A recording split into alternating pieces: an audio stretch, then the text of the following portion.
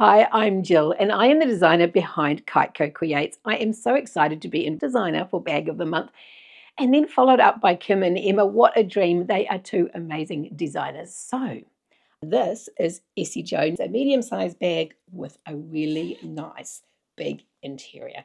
So, I have just left that as a nice slip pocket.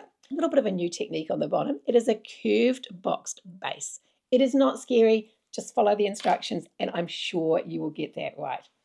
So we've got two big exterior pockets, and they fit so much in them where you can slip your hand in and get your phone. Now this one is in all quilting cotton. So as you can see, I have quilted the outers. Now these are the outers, the two pockets. The reason I do that is, as you can see, the weight of the bag is actually taken through the outers, so they do need to be stabilized really well. So for quilting cotton, I suggest foam, that's in the pattern, and I do include a quilting option. That's just a bit of a plan on quilting. And if you're doing it in vinyl and other fabric, there is different suggestions for interfacings and things in the pattern. So that's it in cotton. This is it in a vinyl.